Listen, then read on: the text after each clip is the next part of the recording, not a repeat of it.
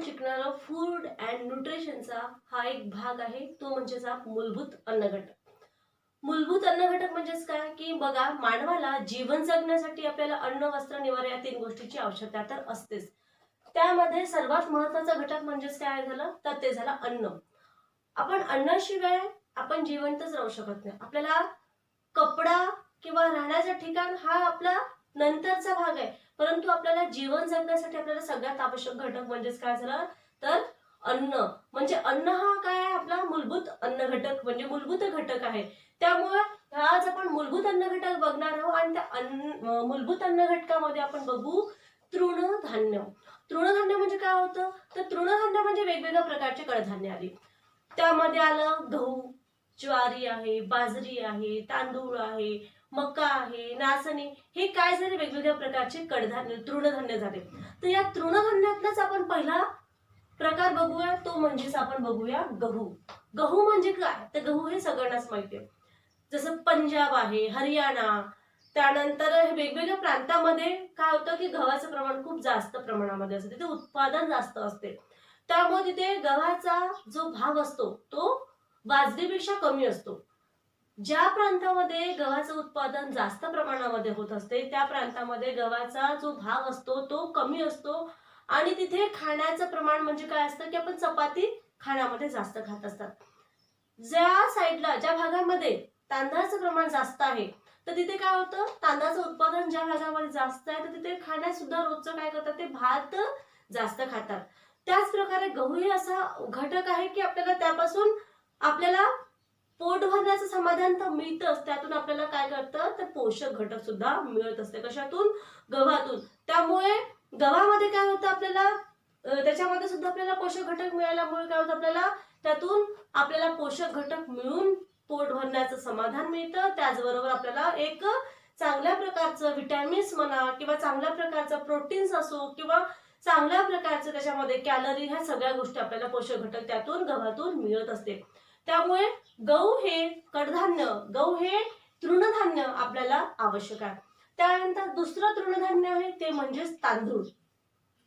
तांदळाचं उत्पादन ज्या प्रांतामध्ये जास्त होत असते, जसं की एक्झाम्पल म्हणता येईल तुम्हाला की तृणधान्य आपल्या आहारामध्ये तांदळाचा वापर तर आपण करतोच, परंतु प्रांत म्हणजे जसं की पंजाब, पश्चिम बंगाल आहे, त्यानंतर छत्तीसगड आहे, कोकण आहे, त्यानंतर ओरिसा, दक्षिणात्य प्रदेश इत्यादी प्रदेशामध्ये काय आहे की तांदळाचं प्रमाण हे जास्त आहे. त्यामुळे तिथे तांदळाचं म्हणजे भाताचं आपल्या खाण्यामध्ये प्रमाण हे जास्त असते.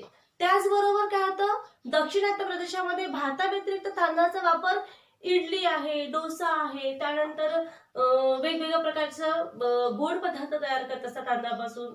त्यानंतर खीर आहे, हलवाई बनवू शकतो त्यातून. म्हणजे काय होतं की या तांदळापासून वेगवेगळ्या प्रकारचे पदार्थ तयार होत असते. जसं की आता तुम्ही म्हणता की तांदळामध्ये माहिती तुम्हाला विटॅमिन B1 आहे म्हणजे थायामिन आहे आणि आपल्याला ते खायचं आहे. तर एखाद्या कोणाला भात खायचाच असेल किंवा त्याला भात हा प्रकारच आवडत नाही, तर आपण काय करतो त्यातून वेगवेगळे पदार्थ आपण बनवू शकतो. जसं की गोड पदार्थ आहे किंवा तिखट पदार्थ आहे, तो आपण काय करतो आपण बनवित असतो आणि अशा प्रकारे आपण तो विटॅमिन B1 म्हणजे थायामिन म्हणजेच आपल्याला कशातून मिळतं, तांदळातून मिळतो. आणि तांदूळ सुद्धा आपण खरेदी करत असताना आपण काय करतो, आपण जेव्हा तांदूळ विकत घ्यायला जातो तर तेव्हा काय होतं आपण खूप चांगल्या प्रकारचे एकदम शायनिंग म्हणजे चमकदार जे तांदूळ असतात ते आपण खरेदी करतो, परंतु हे चुकीचं आहे. खूप चमक असणारे किंवा खूप आपल्याला वाटतं ना की एकदम बघा किती शाईन करत आहे म्हणजे हे चांगले तांदूळ आहे, परंतु तशा प्रकारचे तांदूळ आपण खरेदी करायला नको. कधी पण तांदूळ असो किंवा वेगवेगळ्या प्रकारचं कडधान्य जे आहे ते पॉलिश केलेले कडधान्य कधी पण खरेदी करू नये.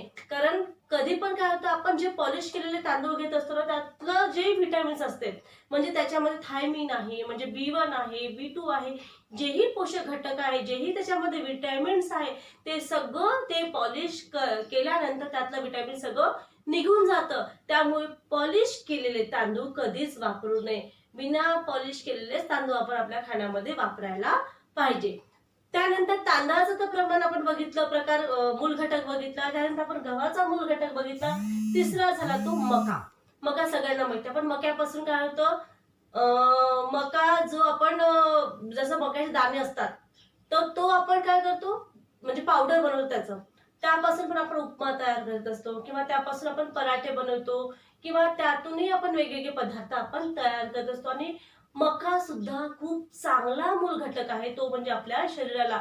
मक्यापासून पण आपल्याला वेगवेगळे विटॅमिन्स मिळत असते आणि मका आपल्या खाण्यात वापरणं खूप जास्त आवश्यक आहे. लहान मुलांना तर द्यायलाच पाहिजे, कारण मकामध्ये भरपूरसे विटॅमिन्स आहे की आपण ते आपल्याला मिळतं.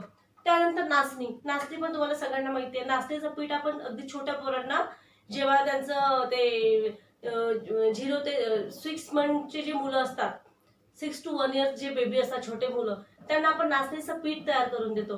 तर ते काय असतं, नाचणीमध्ये बरेचसे पोषक घटक उत्पादित असतात त्याच्यामध्ये. त्यामुळे ते नाचणीच्या पिठामध्ये जास्त पोषक घटक असल्यामुळे काय होतं, त्यातून आपल्याला फॅट्स तयार होत नाही. जे आपल्याला पोषक घटक मिळायला पाहिजे ते पोषक घटक आपल्याला नाचणीतून मिळत असते. त्यामुळे नाचणी सुद्धा हे आपल्याला आपलं तृणधान्य अतिशय महत्वाचं आहे. तृणधान्य म्हणजेच तुम्हाला म्हणता येईल की वेगवेगळ्या प्रकारचे जेही कडधान्य आहेत, मी 4 पॉईंट सांगितले तुम्हाला: गहू, तांदूळ, मका आणि नाचणी. हे जे तृणधान्याचे जे काय म्हणतात, तृणधान्याचे जे मुख्य 4 प्रकार झाले, त्याच्यामध्ये हे 4ही प्रकार खूप जास्त आपल्या शरीराला आवश्यक आहे. कारण काय होतं, आपण की दिवसेंदिवस आपण बघत आहे की आपल्याला जेही पोषक घटक मिळायला पाहिजे ते आपल्याला अजिबात मिळत नाही. आपण काय करतो, खायचं म्हणजे पोट भरण्याकरता आपण अन्न ग्रहण करत असतो, परंतु पोटच भरायचं नाही आपल्याला. तर त्यापासून आपण जेही अन्न घटक, जेही आपण पोषक घटक म्हणजे जेही आपण अन्न खाणार आहोत, त्यातून आपल्याला किती पोषक घटक मिळते हा विचार आपण सर्वात आधी करायला पाहिजे. असं नाही की आपण घेतलं, ताट वाढलं आणि खाल्लं काहीतरी आणि पोट भरायचं समाधान झालं. मग पोट भरायचं